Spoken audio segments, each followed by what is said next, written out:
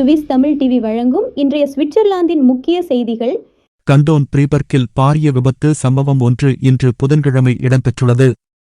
குறித்த விபத்தில் 30 பேர் படுகாயமடைந்து வைத்தியசாலையில் அனுமதிக்கப்பட்டுள்ளனர். இச்சம்பவம் தொடர்பில் மேலும் தெரியவருகையில், இன்று புதன்கிழமை பிரீபர்க் அருகே மேவாகன் என்று அழைக்கப்படும் திரைலர் சம்பந்தப்பட்ட கடுமையான விபத்தில் சுமார் 30 பேர் காயமடைந்தனர். அவர்களில் 10 பேர் தீவிர சிகிச்சை பிரிவில் அனுமதிக்கப்பட்டுள்ளதாக பிரீபர்க்கில் உள்ள காவல்துறை தெரிவித்துள்ளது. மீட்பு ஹெலிகாப்டர்களில் 3 பேர் மருத்துவமனைக்கு கொண்டு செல்லப்பட்டனர். பலர் காயமடைந்திருந்தாலும் யாருடைய உயிருக்கும் ஆபத்து இல்லை என தெரிவிக்கப்பட்டுள்ளது. காயமடைந்த 22 பேரின் பெயர்கள் விவரங்கள் தற்போது தெரியவந்துள்ளதாக காவல்துறை செய்தித் தொடர்பாளர் தெரிவித்துள்ளார்.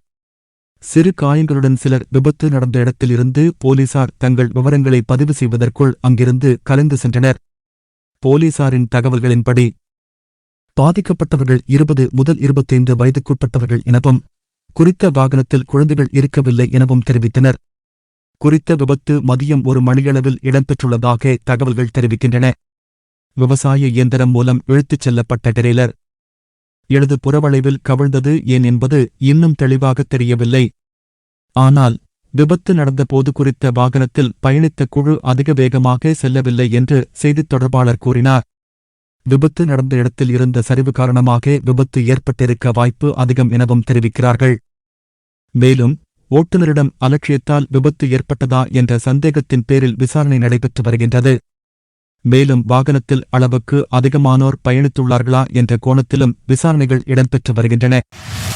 சுவிட்சர்லாந்தில் போலி தொலைபேசி மோசடிகள் அதிகரித்து வருவதாக போலீசார் மீண்டும் மீண்டும் பொதுமக்களை எச்சரித்து வருகிறார்கள். ஆனாலும் ஏமாற்றுக்காரர்கள் புதிய யுக்திகளை கையாண்டு மோசடி நடவடிக்கைகளில் ஈடுபட்டு வருகின்றார்கள். போலி தொலைபேசி மோசடிகள் குறித்த ஒரு சம்பவம் நேற்று 30ஆம் திகதி சென்காலன் கண்டோனில் இடம்பெற்றுள்ளது. சென்காலன் கண்டோன் ரெப்ஸ்டீன் பகுதியில் இடம்பெற்ற இந்த மோசடி சம்பவத்துடன் தொடர்புடைய நபர் போலீசாரின் பிடியில் கையும் மெய்யுமாக சிக்கியுள்ளார். குறித்த சம்பவம் பற்றி மேலும் தெரியவருகையில், ரெப்ஸ்டீன் பகுதியில் வசிக்கும் 78 வயது பெண்மணிக்கு திங்களன்று அழைப்பு ஒன்று வந்துள்ளது. மீடியாமார்க்கிலிருந்து அவர் ஆர்டர் செய்த தொலைக்காட்சிக்கு பல ஆயிரம் பிராங்குகள் செலுத்த வேண்டும் எனவும், இந்த பணத்தை வங்கியில் இருந்து எடுக்கும்படியும் கூறப்பட்டது. 78 வயதான அவர் பணத்தை பெற்றுக் கொடுத்த பிறகு அது கள்ளப்பணம் என்றும், அதை சென்காலன் கண்டோனல் காவல்துறையைச் சேர்ந்த ஒரு போலீஸ் அதிகாரியால் சோதனை செய்யப்பட வேண்டும் எனவும் குறித்த நபரால் கூறப்பட்டுள்ளது. இது தொடர்பாக கண்டோனல் போலீசார் பணம் கைமாறுவது குறித்து அறிந்து பிற்பகல் 2 மணிக்கு பின்னர் பணம் வசூலிக்க போலியாக வயோதிப பெண்ணின் வீட்டிற்கு வந்த நபரை மடக்கிப் பிடித்துள்ளனர்.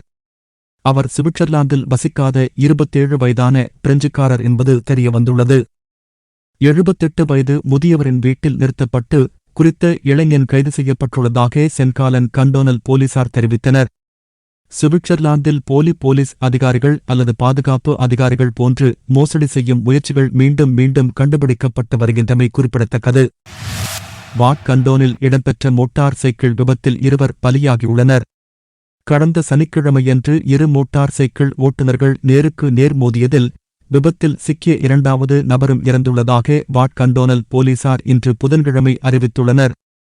இவ்விபத்தில் 1வது மோட்டார் சைக்கிளில் பயணித்தவர் சம்பவ இடத்திலேயே உயிரிழந்துள்ளதுடன் 2வது நபர் சிகிச்சை பலனின்றி திங்கட்கிழமை உயிரிழந்துள்ளார்.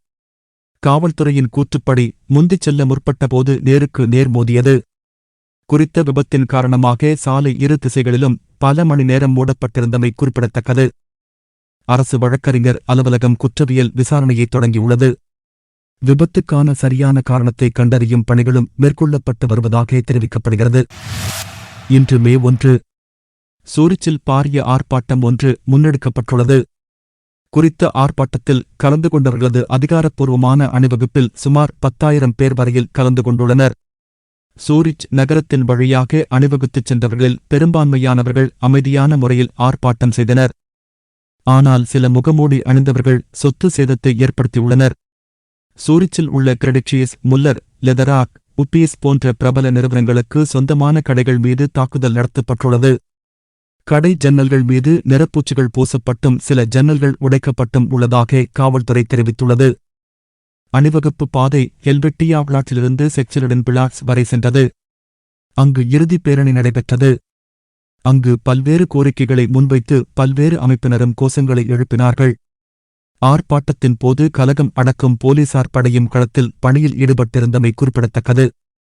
குறித்த ஆர்ப்பாட்டம் பற்றி சூரிச் கண்டோனல் போலீசார் தெரிவிக்கையில், இடதுசாரி தன்னாட்சிக் கட்சியைச் சேர்ந்த சில முகமூடி அணிந்தவர்களால் ஒரு சில நாசகார சம்பவங்கள் இடம்பெற்றுள்ள போதும் பெரியளவிலான வன்முறை சம்பவங்கள் இன்றி ஆர்ப்பாட்டம் நிறைவு பெற்றதாகவும் குறிப்பிட்டனர். இதே வேளையில் இன்று காலை 10 மணியளவில் பாசல் நகரிலும் பாரியளவிலான ஒரு மே தின ஆர்ப்பாட்டம் மேற்கொள்ளப்பட்டிருந்தமை குறிப்பிடத்தக்கது. செவ்வாய்க்கிழமை மாலை பேர்ன் அருகே உள்ள கோனிஸில் ஒரு குழந்தை விபத்தில் இறந்துள்ள சம்பவம் பலரையும் கவலையடைய வைத்துள்ளது. குழந்தை விவசாய வாகனத்தில் சிக்கி பலத்த காயம் அடைந்ததாக கண்டோனல் போலீசார் தெரிவித்தனர். உடனடி மீட்பு நடவடிக்கைகள் இருந்தபோதிலும் குழந்தை பலத்த காயங்களுடன் மருத்துவமனையில் சிறிது நேரம் கழித்து இறந்ததாக பேர்ன் கண்டோனல் காவல்துறை மற்றும் அரசு வழக்கறிஞர் அலுவலகம் இன்று புதன்கிழமை அறிவித்தன. செவ்வாய்க்கிழமை இரவு 9 மணிக்குப் பிறகு காவல்துறை உஷார்படுத்தப்பட்டது. விபத்து தொடர்பான மேலதிக தகவல்களை போலீஸ் ஊடகப் பேச்சாளரிடம் கேட்கும்போது தெரிவிக்க விரும்பவில்லை. இது ஒரு போக்குவரத்து விபத்தா அல்லது தொழில்துறை விபத்தா, அது எங்கு நிகழ்ந்தது என்பது தெளிவாகத் தெரியவில்லை. குழந்தையின் வயது மற்றும் பாலினம் வெளியிடப்படவில்லை. பேர்ன் கண்டோனல் காவல்துறையின் பல ரோந்து சேவைகள் நிறுத்தப்பட்டன. மேலும் விசாரணை கேர்ன் பிராந்திய அரசு வழக்கறிஞர் அலுவலகத்தின் வழிகாட்டுதலின் கீழ் உள்ளது என்று அந்த அறிக்கையில் தெரிவிக்கப்பட்டுள்ளது. கண்டோன் சுக்கில் உள்ள அல்டஸ்டட்டில் கட்டிடம் ஒன்றில் தீ விபத்து ஏற்பட்டதாக சுக் போலீஸ் கட்டுப்பாட்டு மையத்திற்கு இன்று புதன்கிழமை காலை 11:30 மணியளவில் தகவல் கிடைத்தது. சுக் நகரின் தன்னார்வ தீயணைப்புத்துறை அவசர சேவைகளுடன் விரைவாகச் சென்று அடுக்குமாடி கட்டிடத்தின் தரைத்தளத்தில் உள்ள சமையலறையில் தீ பரவுவதைக் கண்டறிந்தனர். தீயணைப்புத்துறையினர் தீ மேலும் பரவாமல் தடுத்து தீயை வேகமாக அணைத்தனர். கடுமையான புகை மூட்டத்தாலே அடுக்குமாடி குடியிருப்பில் புகையை அகற்ற வேண்டியிருந்தது. தீ விபத்து ஏற்பட்ட போது பாதிக்கப்பட்ட குடியிருப்பில் ஒருவர் இருந்துள்ளார். குறித்த 83 வயதான பெண்மணி தன்னந்தனியாக பாதுகாப்பாக வெளியேறியுள்ளமை குறிப்பிடத்தக்கது. தீ விபத்துக்கான காரணம் இன்னும் கண்டறியப்படவில்லை. விபத்துக்கான சரியான காரணம் குறித்து விசாரணை நடத்தப்பட்டு வருகிறது. சந்தேகத்திற்கிடமான புகை விஷம் காரணமாக சுக்கண்டோனின் அவசர சேவை பிரிவினரால் குறித்த வயோதிப பெண்ணுக்கு மருத்துவ பரிசோதனை செய்யப்பட்டது. இச்சம்பவத்தில் யாருக்கும் காயம் ஏற்படவில்லை. எனினும் பாதிக்கப்பட்ட அபார்ட்மெண்ட்டுக்கு பாரியளவு பொருள் சேதம் ஏற்பட்டுள்ளதாக தெரிவிக்கப்படுகிறது. சுவிஸ் தமிழ் உறவுகளுக்கு நன்றி. தினமும் எங்களது செய்திகளை மறக்காமல் பார்க்க எமது சேனலை சப்ஸ்கிரைப் செய்து உங்கள் ஆதரவினை வழங்குங்கள். மிக்க நன்றி.